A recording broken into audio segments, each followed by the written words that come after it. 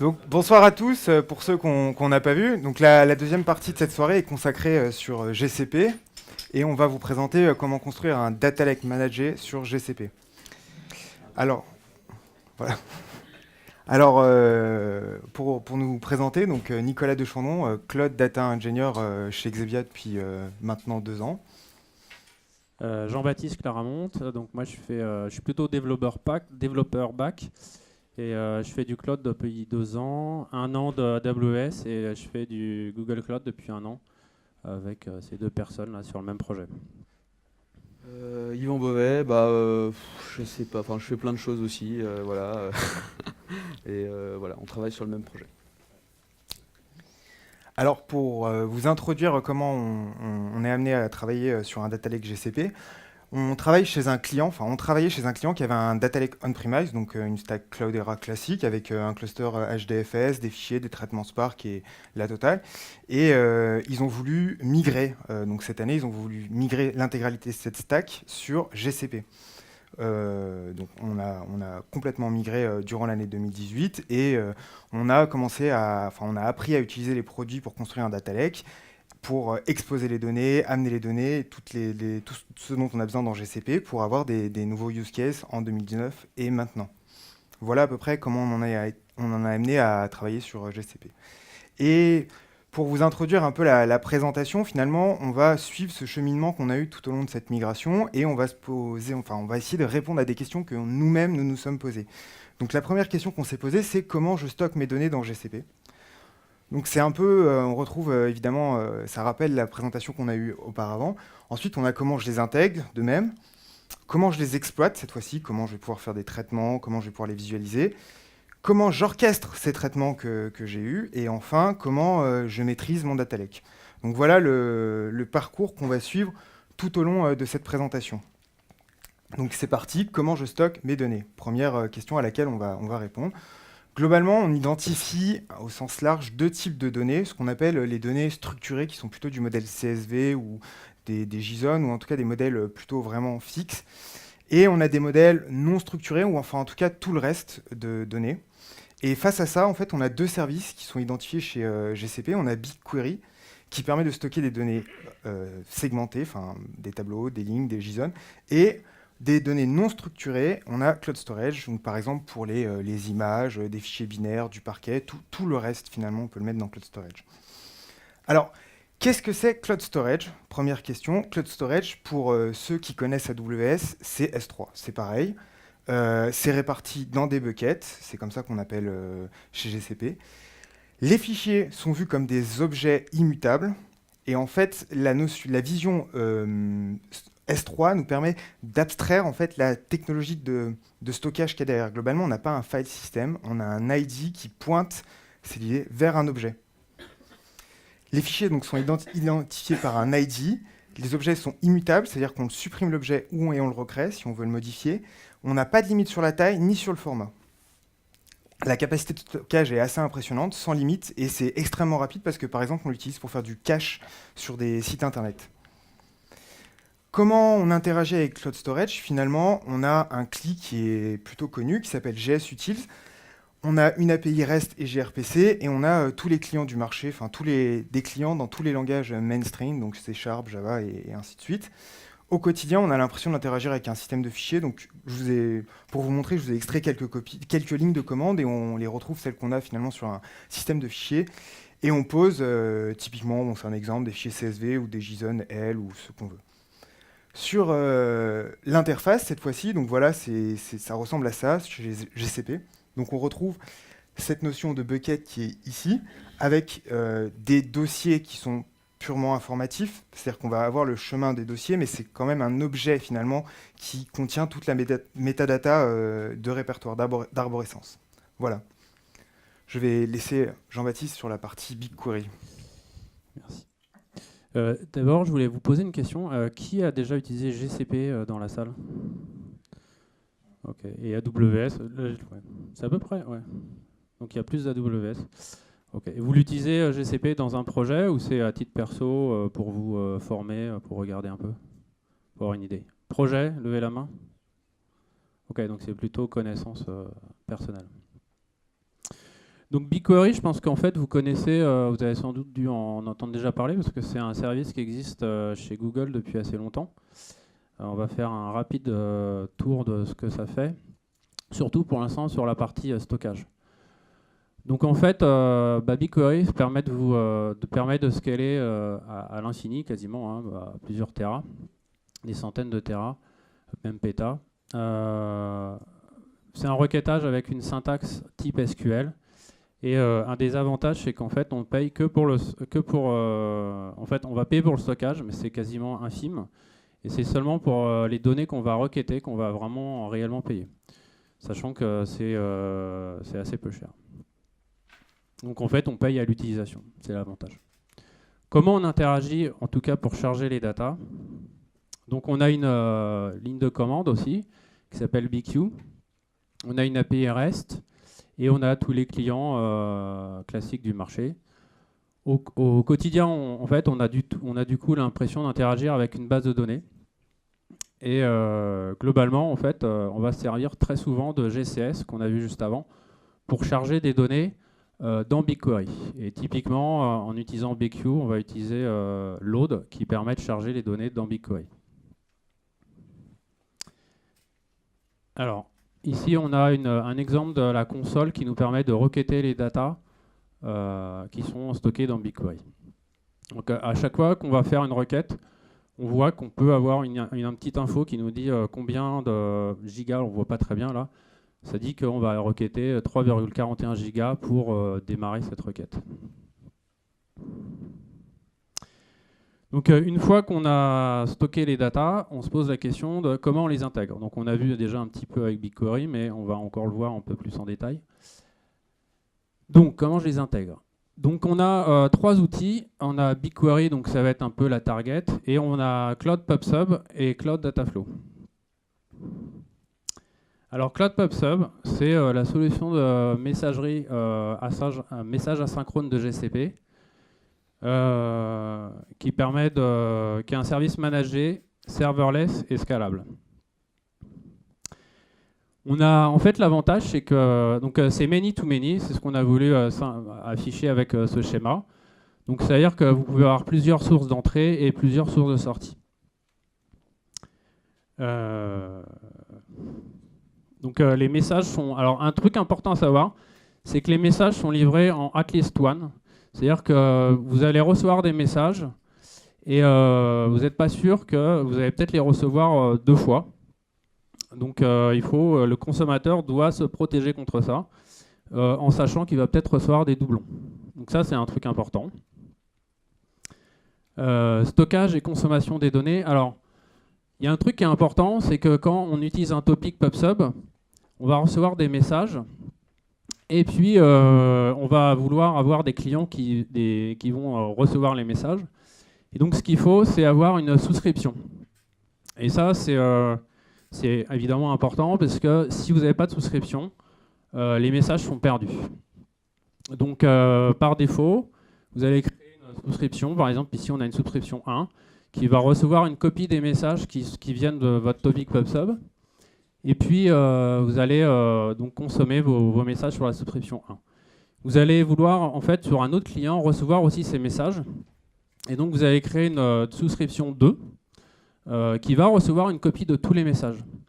Et puis, ce que j'ai voulu faire apparaître dans ce schéma, c'est que vous pouvez avoir plusieurs consommateurs sur une souscription. Donc là, sur la souscription 2, vous allez avoir deux clients qui vont recevoir des messages, mais du coup, ils vont se partager les messages qui vont arriver sur cette souscription. Ils ne vont pas recevoir chacun la même copie. Les messages sont stockés 7 jours par souscription maximum. Et si vous n'avez pas de souscription, si vous avez fait un topic et que vous envoyez les messages dedans, les messages vont être perdus. Donc il est très important de démarrer à envoyer des messages avec une souscription au minimum. Des exemples d'utilisation. Typiquement, tout ce qui est avec des messages qui vont venir par exemple de MQTT. Donc vous allez devoir développer un bridge, un pont. Par exemple ici, vous pouvez développer un bridge MQTT qui va tout transmettre vers PubSub. Nous typiquement sur notre projet, on avait des messages JMS on-premise qui étaient transmis qui sont transmis vers un topic PubSub. Et puis vous pouvez brancher en fait un topic PubSub sur un bucket Cloud Storage. Typiquement, si vous avez des fichiers qui sont déposés dans un bucket, pouvoir avoir des événements de notification de nouveaux fichiers qui arrivent. Donc une fois qu'on a des données qui arrivent, on va avoir des données qui vont arriver sur GCS, on va avoir des données qui vont arriver sur Cloud Storage et des données qui vont arriver sur les topics PubSub. On va vouloir les intégrer. Donc on ne va pas directement les intégrer dans BigQuery, on va passer par une étape intermédiaire. Et c'est dans Cloud Dataflow qu'on va faire ça. Donc Dataflow, c'est la solution de Google pour intégrer, préparer, analyser de très larges volumes de données. En batch ou en streaming temps réel. On va voir un peu pourquoi on parle de batch ou streaming. Et donc Dataflow permet de scaler automatiquement le nombre de machines. C'est une solution managée, elle n'est pas, on va dire, serverless dans la mesure où effectivement il y a des serveurs qui vont popper. Et vous allez voir ces serveurs qui sont popés dans l'interface GCP. Mais c'est complètement managé, ça veut dire que le serveur, ça monte, ça scale et ça scale down automatiquement. Ça, c'est un exemple de pipeline que vous allez pouvoir créer. Donc en fait, Dataflow, c'est pour faire des pipelines. Et là, typiquement, on a deux sources de données. Une GCS event et des données qui viennent de Cloud Storage. Enfin, les deux sont Cloud Storage, pardon. Et ensuite, vous allez arriver sur une pipeline centrale et vous pouvez comme ça faire deux pipelines qui, en fonction de conditions, vont faire des traitements différents. Dataflow est basé sur Apache Beam. C'est-à-dire que Dataflow a été conçu en 2014 et en 2016, Google a ouvert le code de Dataflow sous le nom de Apache Beam. Par défaut, ça a été développé nativement en Java. Ça vous permet donc de créer des pipelines d'intégration comme on a vu juste avant. Les langages disponibles, c'est aussi Python, Go et faire du SQL. Sachant que derrière, comme en fait ça s'appuie sur Java, ça veut dire que Python, Go et SQL sont toujours un peu en retard en termes de fonctionnalité. Et il y a Scala qui est possible avec Shio, qui a été développé par Spotify. Donc pareil, avec toujours un peu de retard par rapport aux fonctionnalités de Java. Apache Beam et donc Dataflow, ça repose sur des principes de runner. C'est-à-dire qu'il y a vous allez développer votre pipeline avec Apache Beam et ensuite vous allez dire je veux que ça démarre, je veux que ça s'exécute sur Dataflow, je veux que ça s'exécute directement sur ma machine en local par exemple pour faire des tests, mais vous pouvez lui dire non, je veux plutôt que tu t'exécutes sur du Spark ou du Flink. C'est donc un modèle de programmation unifiant le batch et le stream. Pourquoi ? C'est parce que en fait, dans Apache Beam, un batch, c'est seulement un stream borné en fait, avec un début, une fin. Et donc, quand vous développez votre pipeline, vous la développez avec l'idée que c'est un stream. Et après, vous pouvez éventuellement l'exécuter comme un batch. Et l'aspect temporel est intégré nativement. Ça veut dire que dans Apache Beam, il y a cette notion de la date de l'événement et le moment où il est réellement processé. Et vous pouvez vraiment prendre en compte ça pour faire des fenêtres de temps et prendre en compte tous les événements qui sont arrivés en même temps. En fait. Donc une fois qu'on a, avec Dataflow, on va pouvoir intégrer nos données dans BigQuery. Et donc justement, dans BigQuery, les méthodes d'ajout de données, c'est le streaming. Donc ça, c'est pour streamer directement dans BigQuery. Vous pouvez aussi utiliser des insertions et des mises à jour update, comme du DML en SQL. Et évidemment, vous allez pouvoir charger des fichiers type CSV, JSON, Parquet, Avro, ERC, directement avec la ligne de commande ou avec Dataflow. Une petite optimisation, des optimisations de requêtage qui sont possibles avec BigQuery. C'est on peut faire du partitionnement par date. Ça vous permet de partitionner votre table par date et donc d'éviter de requêter 100% des datas. C'est-à-dire que quand vous allez faire une requête, il va tout processer. Si vous lui donnez une plage de données, il va processer que la zone de données qui correspond à son besoin. Et donc, comme vous payez à à la data processée, ça évite de payer trop cher à chaque requête. Et de la même manière, il y a une autre manière d'optimiser, c'est ce qu'ils appellent le clustering. Et donc c'est un peu comme des index SQL. Vous allez dire que vous faites un cluster par...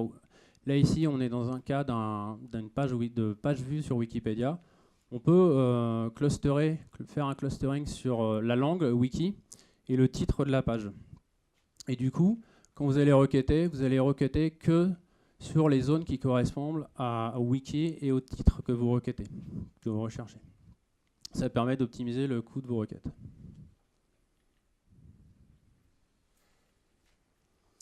Et pour finir, des exemples d'intégration possibles avec toutes les 3 briques ensemble.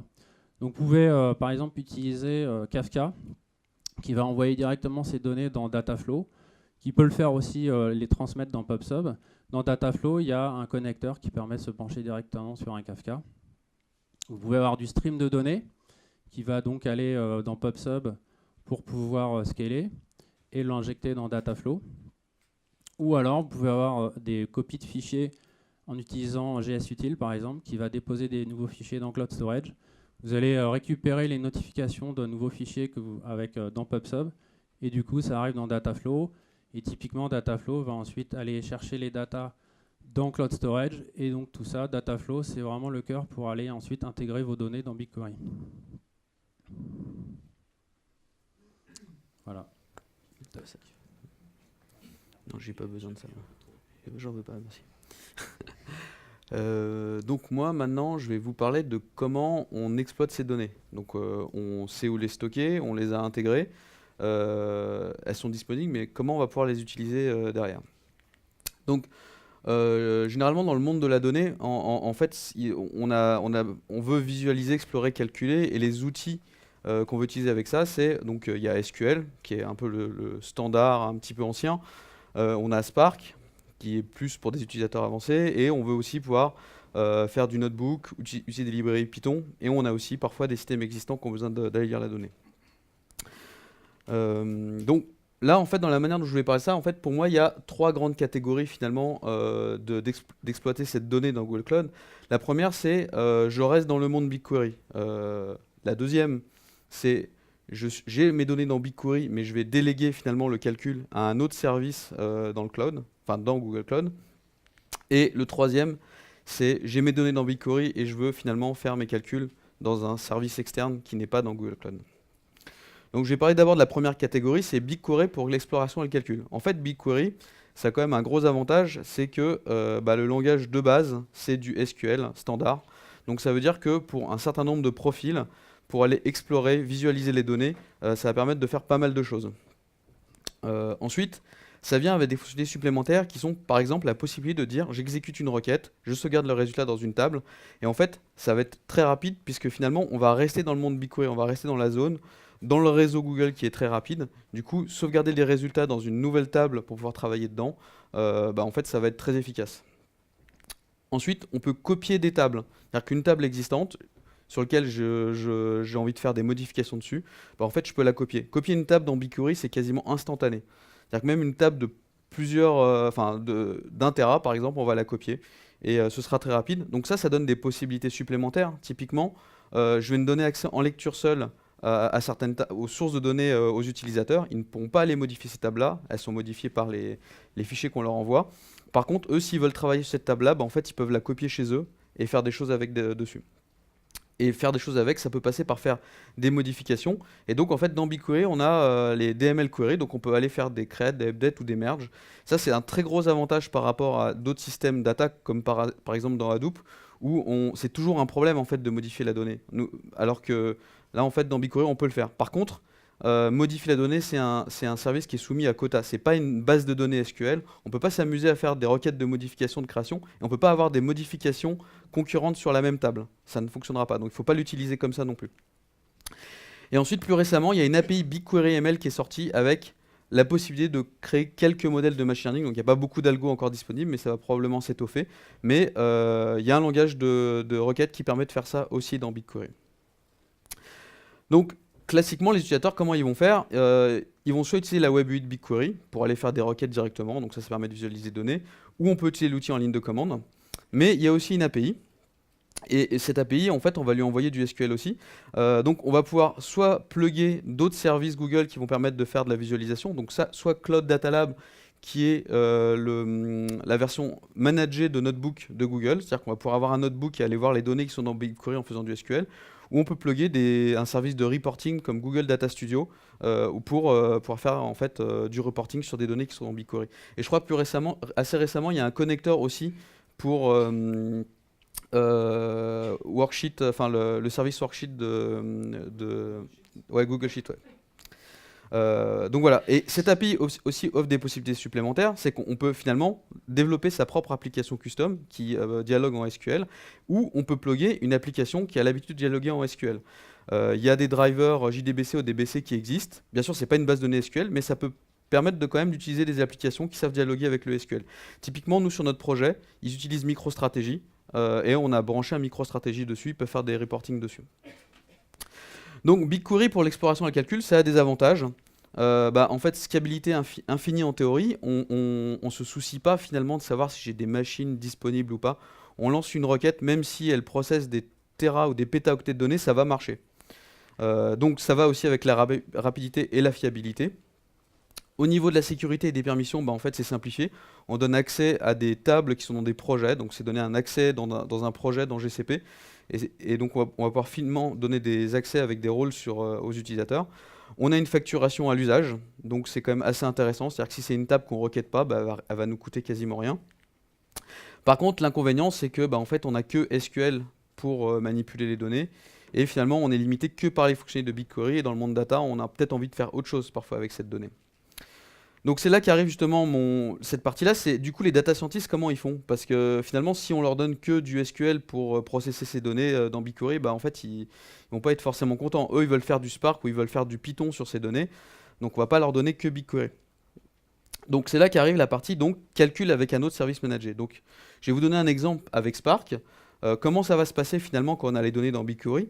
En fait, on va exporter les données BigQuery dans un bucket Cloud Storage. Donc soit en CSV, Avro ou JSON. Cet export dans BigQuery, il n'est pas facturé, c'est-à-dire qu'on a des quotas, mais il ne coûte rien. Même une table qui fait 300 Go, on peut l'exporter. Et ça va être très très rapide à partir du moment où on reste dans la même région, dans la même zone.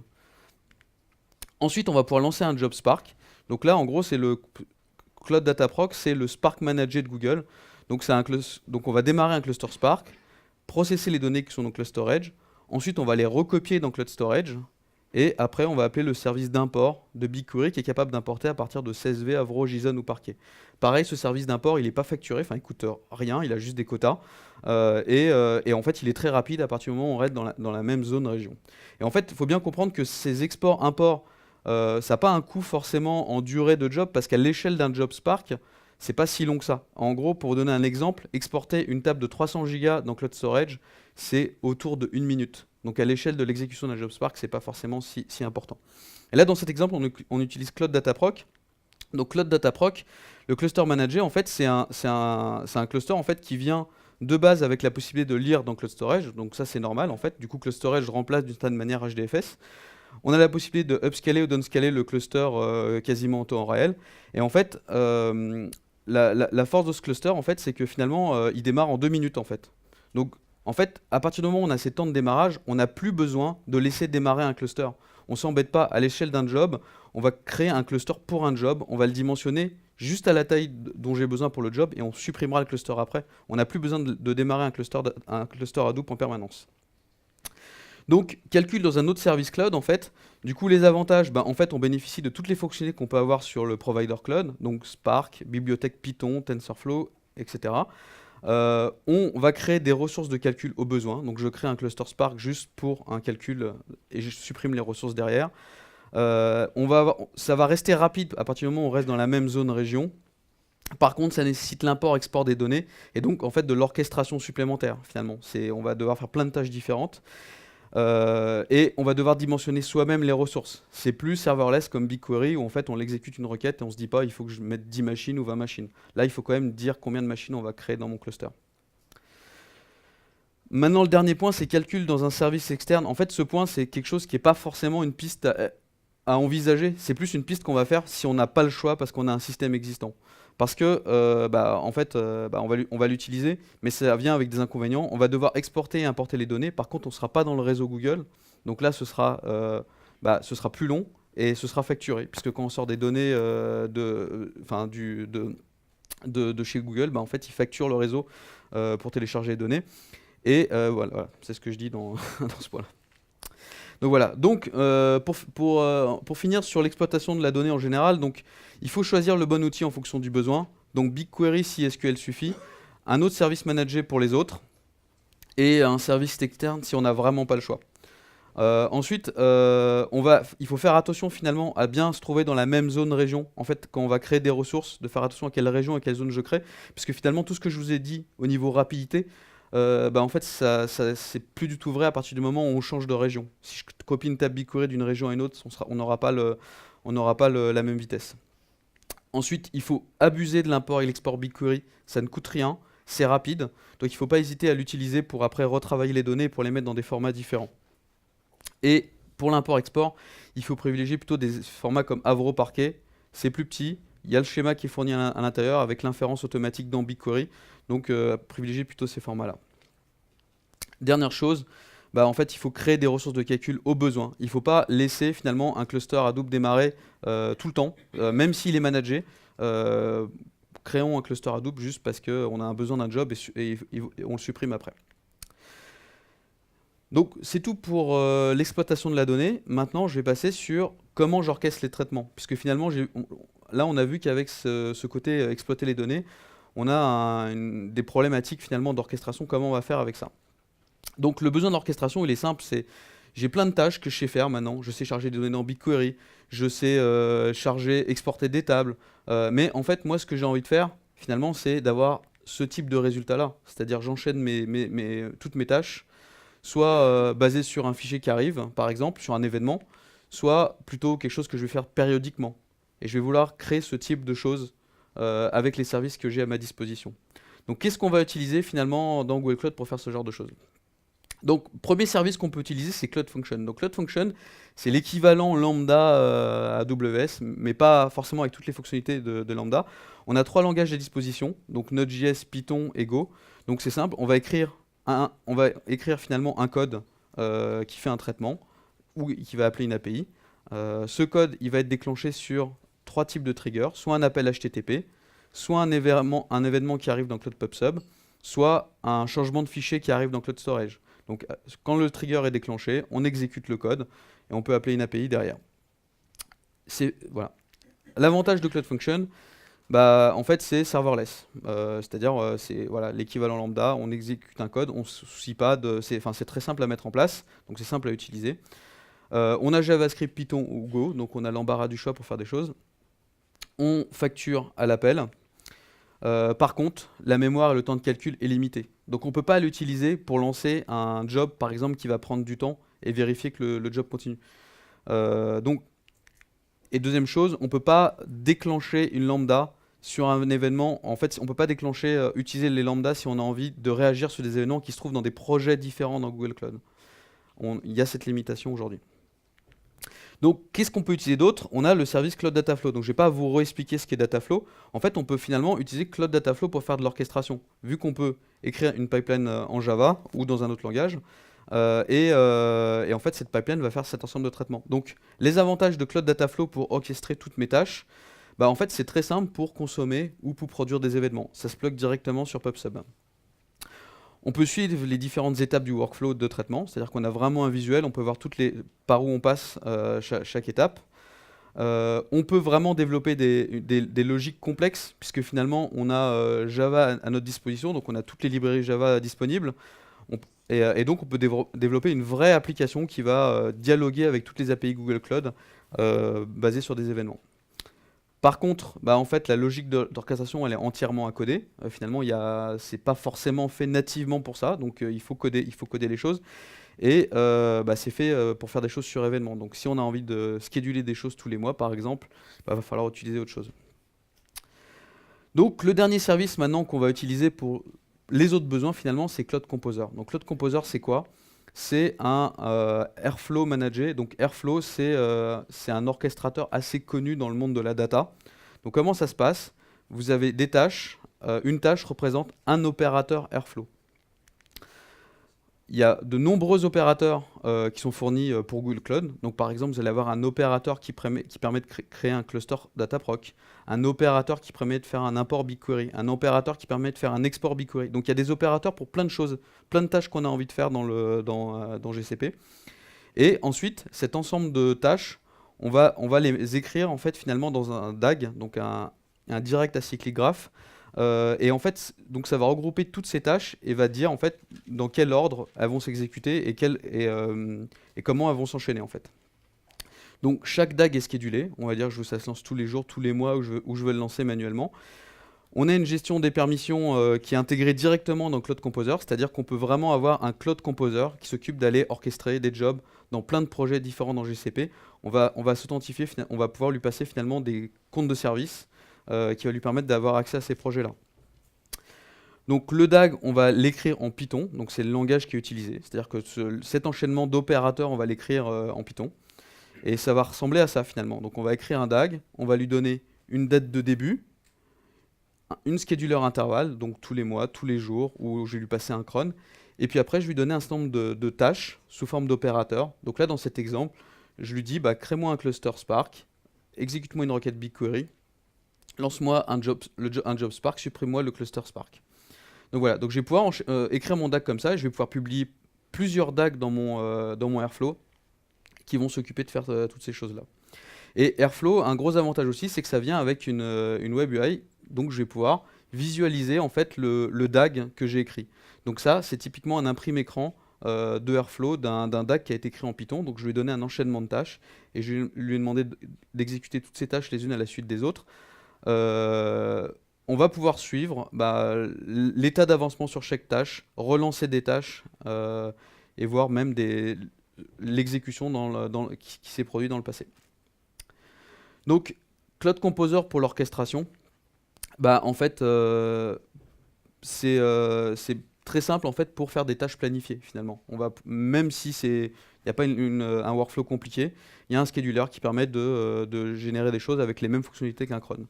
On peut gérer des enchaînements de tâches compliquées.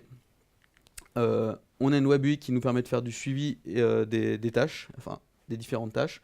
On peut reprendre des tâches dans le passé, c'est-à-dire qu'il y a une date interne à Airflow qui existe. Et si c'est cette date interne à Airflow qu'on l'utilise, on peut lui dire relance-moi ce job, mais celui qui devait se lancer il y a 3 mois à peu près, et si votre job utilise cette date-là, on va pouvoir régénérer des données dans le passé. Par contre, c'est complexe à utiliser. Il y a quand même une marge pour pouvoir écrire un DAG. C'est pas si simple que ça. Il y a un coût, c'est-à-dire que quand on utilise Cloud Composer, donc le Airflow Manager, il y a une base SQL derrière, il y a un cluster Kubernetes, donc il faut quand même en avoir l'utilité. C'est pas la même facturation que Cloud Function quand on l'utilise pas. La mise en place n'est pas si simple que ça, même si c'est un service managé. Il y a quand même pas mal de configurations qu'il faut faire. Nous, on l'a fait avec Terraform, mais il faut quand même faire pas mal de choses. Et c'est pas non plus fait pour coder une logique trop complexe. Si vous avez vraiment besoin d'un besoin custom dans la donnée d'intégration ou de calcul, il vaut mieux aller se tourner vers un vrai outil de développement comme Dataflow. Donc pour finir sur l'orchestration, il faut choisir le bon service à utiliser. Pour des tâches simples, on va plutôt utiliser Cloud Function. Donc typiquement, nous, on s'en utilise pour des IP ou pour déplacer un fichier d'un bucket à un autre. Pour des tâches basées sur des événements ou avec des logiques complexes, on va utiliser Dataflow. Donc nous, c'est ce qu'on utilise beaucoup justement pour tout ce qui est...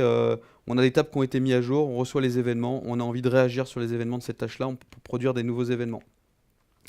Et pour planifier des tâches régulières avec des workflows compliqués à exécuter, on va utiliser Cloud Composer. Par contre, il faut faire attention à avoir des tâches idempotentes. Donc toute l'orchestration souvent vient avec PubSub où on va pouvoir parfois rejouer des tâches dans le passé ou ce genre de choses. Si on fait du happen par exemple dans des tables, c'est-à-dire qu'on n'est pas sûr d'avoir le même résultat à chaque fois qu'on lance un job, on risque après d'avoir des choses qui sont très compliquées à maintenir. Et il faut mieux privilégier des petits workflows que des gros workflows, quitte à découper un gros workflow en petits workflows et orchestrer après ces workflows. Donc voilà, et là je passe la main. Donc la dernière partie de cette présentation, c'est sur comment je maîtrise mon data lake. Alors voilà. Donc c'est un peu compliqué de parler comment je maîtrise un data lake parce qu'il y a beaucoup de sujets divers et variés qui peuvent arriver sur la question de la maîtrise. Du coup, je me suis basé sur les 6 thèmes de la sécurité informatique. C'est un fil conducteur. Donc la première, c'est la disponibilité, l'intégrité, la confidentialité, la traçabilité, l'authentification et enfin la non-répudiation. Donc voilà le fil directeur de cette partie. Alors, la première question, c'est quels sont mes droits et mes devoirs quand j'utilise le cloud. C'est quelque chose que AWS appelle la responsabilité partagée.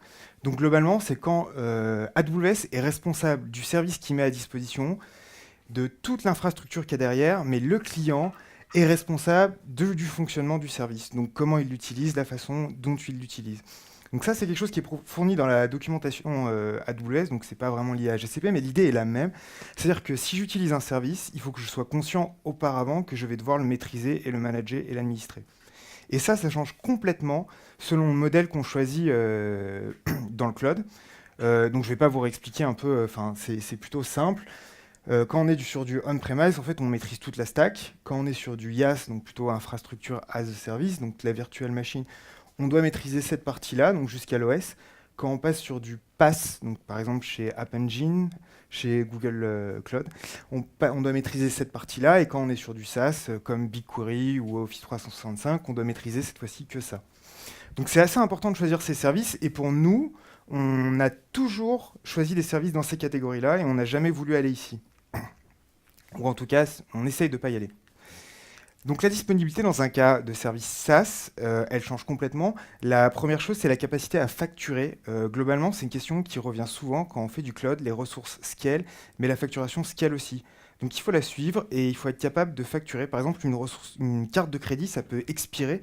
Et si on a des ressources en prod avec une carte de crédit qui expire, ça peut mal se passer. Donc il faut être très vigilant là-dessus. Ensuite, le deuxième événement, c'est le deuxième chose qu'on doit maîtriser, c'est la configuration ou l'infrastructure, puisqu'on a un peu tendance à rassembler les deux maintenant. Et il faut être capable de reproduire cette infrastructure si on a besoin et de la maîtriser avec un seul outil souvent.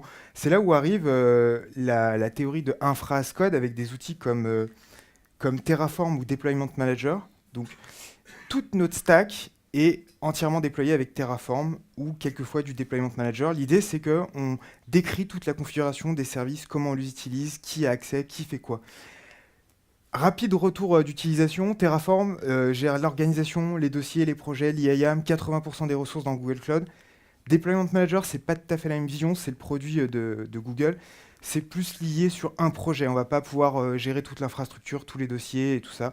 Au niveau des ressources aussi, ils sont un peu en retard, il n'y en a pas non plus énormément.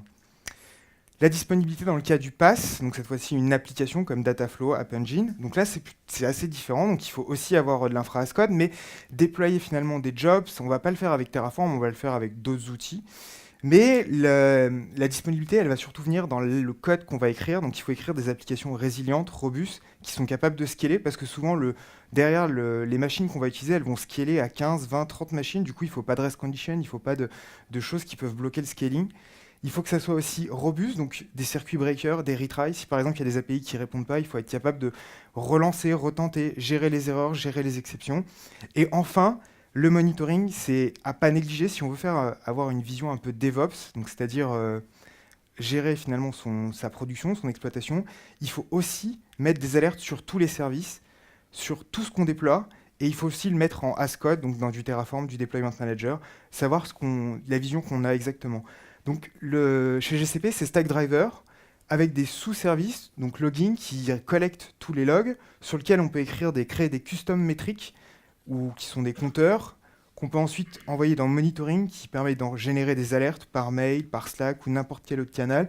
Et on a le tracing qui est un peu plus récent, qui permet en fait de conserver une trace des traitements à travers toute l'infrastructure pour essayer de savoir par où est passée notre requête.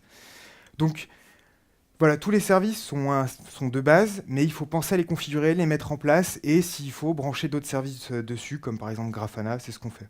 Voilà pour la disponibilité. On va passer à l'authentification. Alors, je vais expliquer rapidement le modèle GCP. C'est plutôt complexe, mais globalement, voilà, ça s'explique. On a une organisation qui est souvent liée à un compte G Suite, donc par exemple l'organisation de votre société, dans lequel il va y avoir des utilisateurs. D'accord ? ces utilisateurs, on peut les mettre dans des groupes. Et ensuite, on a la couche IAM. En fait, c'est on donne des rôles sur les projets, sur les ressources et sur les folders. Je ne sais pas si j'ai été clair. Je passe par ici cette fois-ci. Donc, en fait, on a des ressources qui sont des machines virtuelles, des instances, ce qu'on veut. Elles sont stockées dans des projets. Les projets sont mis dans des dossiers. Et les dossiers sont mis dans l'organisation. Voilà. Donc toute l'authentification se fait ici avec ce qu'on appelle Cloud Identity, c'est la brique d'authentification chez GCP. Elle se plug nativement à G Suite et elle peut aussi synchroniser un AD. Donc si jamais vous devez passer sur GCP, la première chose à faire c'est vous brancher ça et vous baser sur les groupes qui existent déjà dans votre société et ne pas recréer de groupes, recréer des groupes mais plutôt dans l'AD en fait pour les importer directement. Enfin, la dernière partie, c'est les services à compte dont on parlera plus tard, qui sont les connexions machine à machine. Voilà pour l'authentification.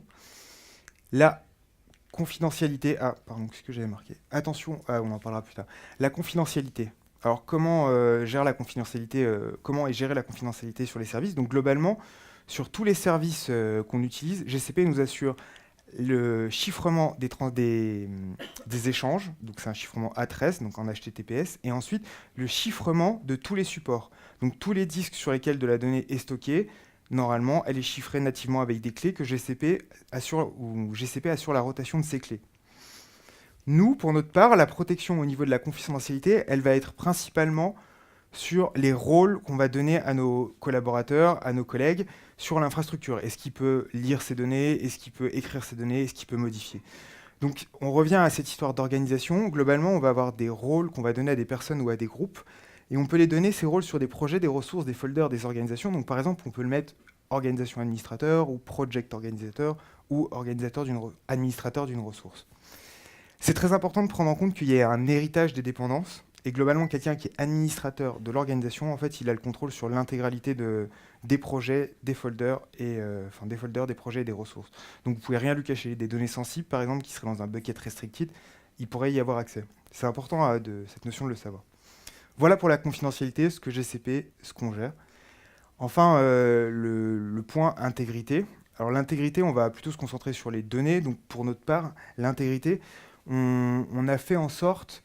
On a créé une vision qui est plutôt connue, où on a des projets, des consommateurs, des producteurs de données, et un endroit qui est plutôt neutre, qui est le dépôt. Donc ça, on a mis en place, on a implémenté cette façon de faire grâce à des projets.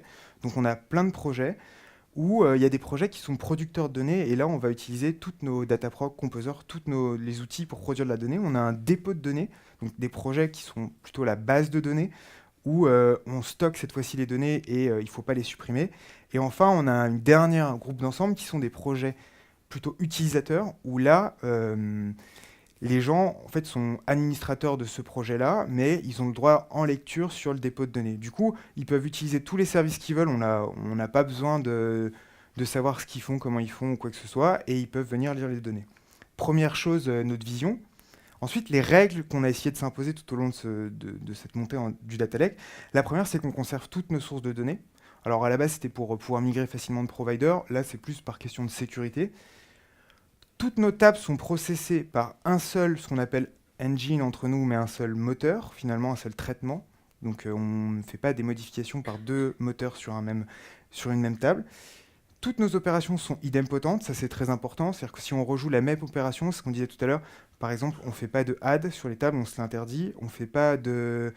Par exemple, le streaming aussi, c'est dédoublonné si jamais il y a des messages en double, ça on sait vérifier. Et enfin, les tables ou les partitions sont immuables. Alors ça c'est assez compliqué, on essaie de les respecter au maximum, mais des fois on est immuable à la ligne. Donc on a une ligne qui est immuable, on ne peut pas venir changer une ligne, mais on ne peut pas venir changer une table normalement, ni une partition d'une table, et quelquefois une ligne si on veut faire de l'historisation. Bon.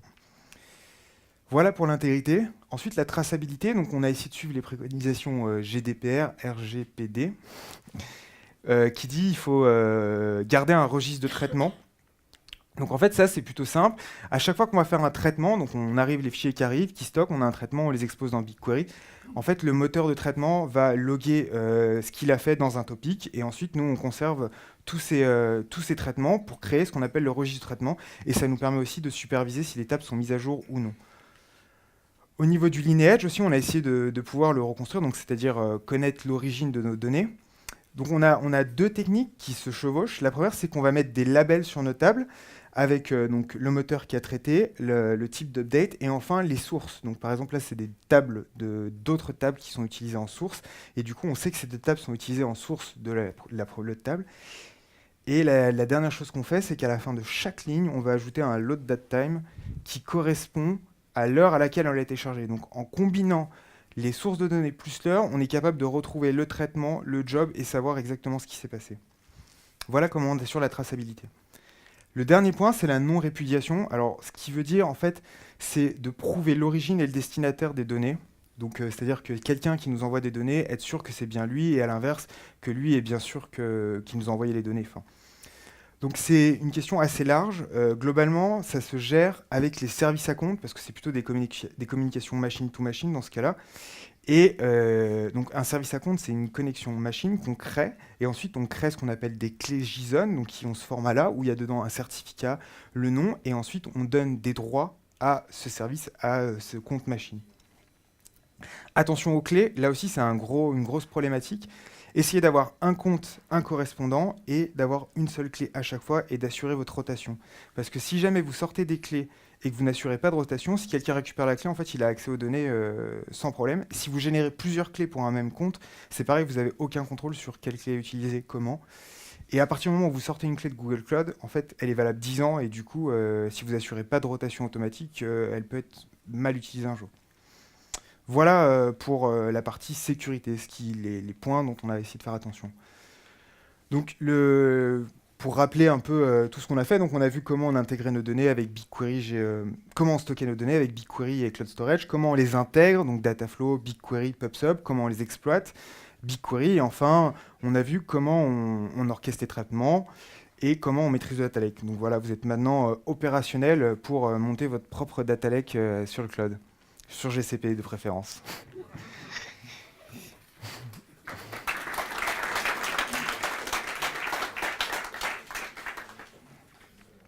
Alors, je ne sais pas si vous avez des questions avant d'aller à l'apéro. À parité de données, combien de temps ça peut prendre de construire un data lake classique en premise par rapport à le mettre en place sur le cloud? Combien de temps, enfin, quelle est la différence de temps entre le faire sur... Bah, en fait, c'est compliqué comme question parce que tous les data lakes sont un peu différents. Ce qui est sûr, c'est que là, en gros, enfin, le fait d'avoir comme support de stockage BigQuery hein, enlève quand même pas mal de logique à devoir coder. Typiquement l'intégration en parquet de CSV quotidien, etc., etc., ou même des données en streaming. Le fait qu'il y a des API qui font ça déjà de base, qui scalent automatiquement, et que, enfin voilà, font que déjà il y a une grosse partie du travail qui est un petit peu mâché pour faire ce genre de choses, quoi. Donc je peux pas donner de chiffres sur l'avantage, mais là en gros, nous on a commencé la migration de l'ancien data lake en mai, et là on a quasiment terminé, sachant qu'en fait on a fait d'autres choses en même temps en plus. C'est-à-dire qu'on n'a pas fait que pile la migration d'un data lake, on a eu plein de use cases qui sont arrivés en cours de route. Et donc voilà, donc en moins d'1 an, on a. Mais bien sûr, l'avantage c'est qu'on connaissait déjà certaines sources de données, elles étaient déjà dans l'ancien data lake. Donc il y a de la découverte qui n'a pas eu besoin d'être fait. Et donc enfin, ça nous a aussi donné un avantage, quoi. Donc, puis le travail de maintenance après, il est beaucoup plus faible. Oui. Est-ce que vous avez des services que vous avez prévus dans une archi initiale que vous avez dû changer au cours de route? Tout. Quasiment tout, ouais. En fait, en gros, au départ, on était parti sur le fait de mettre dans BigQuery et en parquet dans Cloud Storage, c'est-à-dire les deux. Mais en fait, en vérité, c'était tellement simple de mettre dans BigQuery et d'exporter après dans Cloud Storage qu'on a arrêté ça en fait, parce que ça apportait pas forcément grand-chose de faire les deux en permanence. Puis on est en permanence en train d'évoluer, parce qu'au début on commence une idée, on fait une Cloud Function, et ça suffit plus, du coup on passe sur un autre service. En fait, on évolue en permanence, on change de service en permanence selon le besoin ou de dimensionnement. Ouais, l'architecture on l'a cassée 2, 3, 4 fois hein, depuis le début du projet. attends, il y avait... J'ai l'impression qu'il y a plein de services qui, en gros, les mêmes langages ne sont pas supportés dans tous les services. Et donc, si on doit coder, par exemple, en function, on pourrait faire Java, JavaScript, en gros.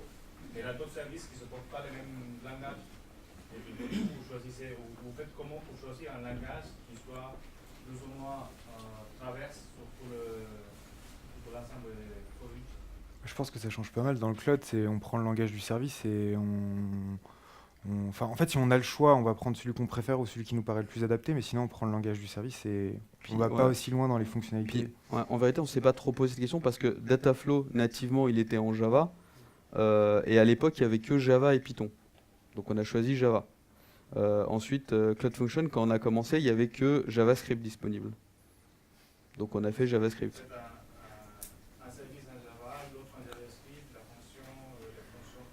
En vérité, effectivement, il faut être capable de faire du Python, du JavaScript, du Java, du Scala. Et du HCL, Terraform Language. Et du Terraform. Mais c'est ce qui fait la force aussi, hein. Enfin... Ouais. J'avais une question, vous avez parlé de l'orchestrement des traitements, et vous avez parlé sur les cloud functions, vous avez dit qu'il y a des limitations sur les cloud subs.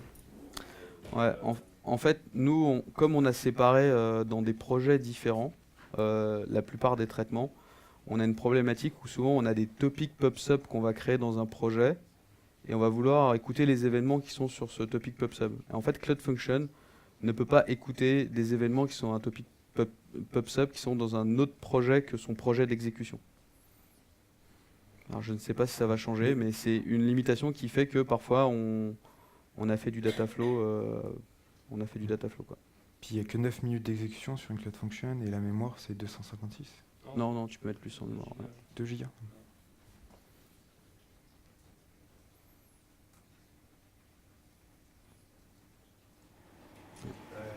Tout à l'heure, vous avez parlé de PubSub et vous avez dit que c'était du at least once, donc le message pourrait être distribué en plusieurs fois du coup. Et ma question c'est de savoir comment vous gérez ça dans BigQuery, comment vous faites en sorte qu'en fait, les données ne soient pas répliquées plusieurs fois, du fait qu'elles soient répliquées plusieurs fois. En fait, dans Dataflow, le connecteur PubSub le fait pour toi en fait. Donc ça va être pas mal. Et après, on a des Cloud Functions qui sont branchés sur du PubSub aussi. Et là, du coup, il faut être idempotent. Il faut voir quand tu as déjà lancé le truc et du coup échouer rapidement pour ne pas relancer la deuxième tâche. Quoi. Pour vous, Kafka et PubSub, c'est pas la même chose alors PubSub, c'est manager. Si, ça revient un peu. Ça fait en gros le même boulot, quoi. Mais Kafka, il n'est pas managé dans GCP, toi. En fait, à un moment donné, dans vos slides, vous avez dit que ça convergeait sur... Ouais, en fait, tu peux avoir Kafka qui va être une source de données, tout simplement parce que dans ton entreprise, tu es habitué à utiliser Kafka. Ça peut être on-premise, comme tu as décidé de le mettre dans GCP. Et du coup, ça va devenir une source de données, en fait. Donc, tu as le choix, en fait, soit ton Kafka, il va directement être branché sur Dataflow, soit tu peux pousser directement dans PubSub, un peu comme tu peux faire avec nous. Dans notre cas, on a on-premise, on a du JMS. Et en fait, du coup, on a un bridge qui balance tous les événements JMS dans du PubSub. Et du coup, après, on est dans GCP, on est à la maison, quoi. Pourquoi l'entreprise n'a pas changé de techno, arrêté Kafka et passé sur PubSub? Là, en l'occurrence, nous, il n'y a pas de Kafka. Enfin, il y avait du Kafka, on l'utilise plus. En fait, Par contre, on a du JMS. Et ça, du coup, on ne pouvait pas le retirer parce que on-premise, ils utilisent JMS et nous, on a besoin d'avoir ça comme source de données. Donc, en fait, on est abonné à JMS et on rebalance tout sur un topic PubSub pour que nous, on puisse le traiter après en pure autonomie de notre côté, quoi. Je vais poser une question un peu transverse aux deux talks, mais je ne sais pas si vous pourrez bien répondre. J'ai encore un peu l'impression que GCP est un peu en retard par rapport à AWS sur certaines choses. Est-ce que vous êtes d'accord avec ça? Pas sur la partie data, en fait. En fait, globalement, Jérémy, il me dira si j'exagère un peu, hein, mais je crois que BigQuery en fait est un gros avantage concurrentiel sur la data. Dataproc, donc t'as un cluster Hadoop qui démarre en 2 minutes avec pas mal de fonctionnalités. Sur la partie data, oui, il y a Dataflow. En fait, sans être expert vraiment sur AWS, j'ai l'impression que AWS est assez en avance sur tout ce qui est tout ce qui est lambda, step function, etc. où on n'a pas vraiment ça. Par contre, sur vraiment les services de pure data, en fait, il y a quand même pas mal d'avantages là-dessus, quoi. Par exemple, ouais, vas-y. Ouais. J'allais dire, après, c'est toujours difficile de comparer parce que finalement, les Cloud Functions, Google n'a pas la même approche avec les Cloud Functions que AWS avec les lambda. Google ne considère pas que les Cloud Functions, c'est une solution pour faire un serveur web parce qu'eux, ils ont App Engine. Et donc, pour eux, Cloud Functions, c'est juste de la glue entre tes différents composants managés. Ils travaillent plutôt à faire plein d'événements au sein de leur infra et de dire, bah voilà, vous allez pouvoir développer des Cloud Functions qui vont s'abonner à ces événements et vont déclencher des choses dans votre infrastructure. Par contre, utiliser les Cloud Functions pour être un frontal de votre appli web, ils disent, bah non, utilisez App Engine ou mettez ça dans du Kubernetes ou des choses comme ça. Mais du coup, par exemple, il y a aussi des différences de vision comme ça, où on ne verra jamais les Cloud Functions aller, je pense, vers le même chemin que AWS avec les lambda. Ouais. Après, c'est vrai que c'est très difficile de comparer les deux, mais c'est vrai que finalement, le gros avantage où on a vraiment avancé, nous, sur le sujet, c'est effectivement BigQuery. Hein. BigQuery, c'est un petit peu le Hadoop aux stéroïdes de Google derrière, quoi. C'est-à-dire, en fait, derrière, c'est un peu les mêmes concepts, mais sauf qu'ils ont séparé le stockage et le compute. Mais après, c'est un peu le même principe. Enfin, c'est format orienté colonne, etc., etc., quoi.